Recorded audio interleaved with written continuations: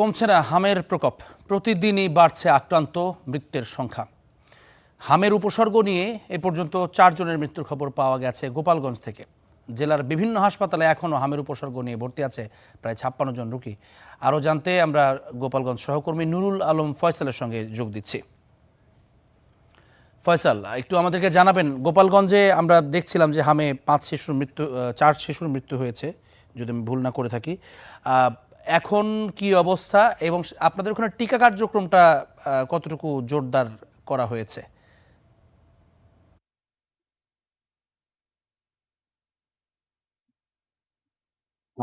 Javelin, আপনি যেমনটি বলছিলেন যে গোপালগঞ্জে এখন পর্যন্ত হাম এবং হামের উপসর্গ নিয়ে 4 জনের মৃত্যু হয়েছে। আসলে একটু কারেকশন করিয়ে দিতে চাই আপনাকে, 4 জনের মৃত্যু হয়েছে ঠিকই, কিন্তু 2 জন শিশু এবং 2 জন প্রাপ্তবয়স্ক। আসলে যে 2 জন প্রাপ্তবয়স্ক মারা গেছেন তাদের মধ্যে একজনের বয়স 18 বছর এবং আরেকজনের বয়স 31 বছর আর কি। আসলে এটি নিয়ে কিন্তু এক ধরনের উদ্বিগ্ন এলাকার সাধারণ মানুষ, এবং স্বাস্থ্য বিভাগও বলছে যে যেহেতু হাম সাধারণত ছোটদের হয়, কিন্তু এখন গোপালগঞ্জে যেহেতু বড়রা আক্রান্ত হয়েছে, এটি একটি উদ্বেগের কারণ। সাধারণ মানুষ বলছে আসলে কেন হলো।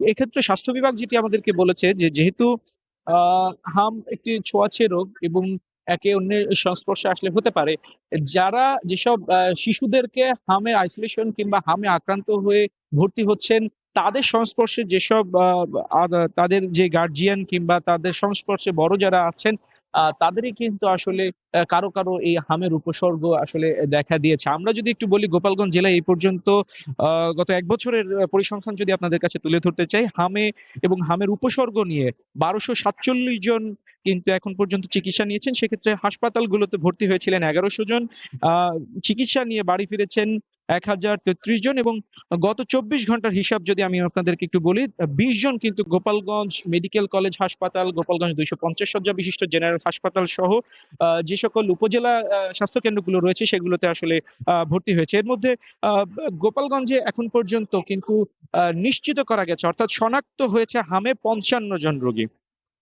আমি এই মুহূর্তে রয়েছে গোপালগঞ্জ 250 শয্যা বিশিষ্ট জেনারেল হাসপাতালে, যেখানে কিন্তু হামের উপসর্গ নিয়ে 18 জন রোগী ভর্তি রয়েছেন, এবং গোপালগঞ্জ মেডিকেল কলেজ হাসপাতালে রয়েছেন 28 জন, টুঙ্গিপাড়া উপজেলা স্বাস্থ্য কমপ্লেক্সে রয়েছেন 11 জন, কাশিয়ানীতে 1 জন এবং মুকসেদপুরে রয়েছেন 9 জন। এই 67 জন রোগী কিন্তু বর্তমানে গোপালগঞ্জ মেডিকেল কলেজ, গোপালগঞ্জ 250 শয্যা বিশিষ্ট জেনারেল হাসপাতাল সহ যে সকল উপজেলা স্বাস্থ্য কমপ্লেক্স গুলো রয়েছে সেসব জায়গায় কিন্তু হামে চিকিৎসা নিচ্ছেন। আরেকটি বিষয় আপনি যেটি বলেছেন যে টিকা কার্যক্রমের বিষয়, হ্যাঁ, গোপালগঞ্জে টিকা কার্যক্রম অব্যাহত রয়েছে ক্যাম্পেইনের মাধ্যমে। এছাড়াও বিভিন্ন উপজেলা স্বাস্থ্য কমপ্লেক্স গুলো, এবং এছাড়াও আমরা দেখেছি যে পৌরসভার যেখানে টিকাদান যে ক্যাম্পেইনটি হয়, সেখানেও কিন্তু আসলে এই হামের টিকা কিন্তু দেওয়া হচ্ছে। মূলত হামের টিকাদান ক্যাম্পেইন চলছে, তারপরেও গোপালগঞ্জে প্রতিদিনই হামে আক্রান্ত যে সকল রোগী কিংবা হামের উপসর্গ নিয়ে তারা কিন্তু আসছেন, তারা ভর্তি হচ্ছেন।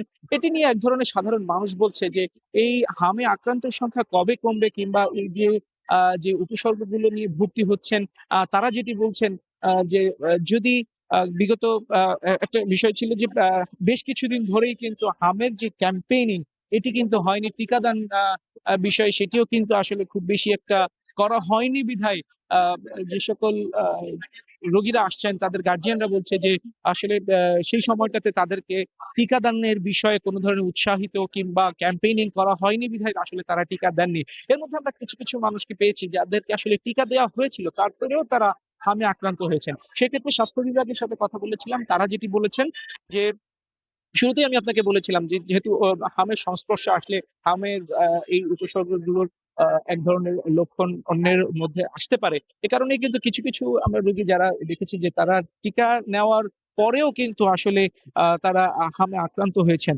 তো সব মিলিয়ে বলা যায় যে গোপালগঞ্জে এখন পর্যন্ত হামের পরিস্থিতি খুব বেশি একটা আসলে উন্নতি হয়নি, তারপরেও খুব বেশি একটা বাড়ছে না। তো মোটামুটি এই ছিল গোপালগঞ্জে আমার কাছে হামে আক্রান্ত এবং হামের সবশেষ খবরাখবর। জ্যাভলিন। জি, ধন্যবাদ আপনাকে ফয়সাল।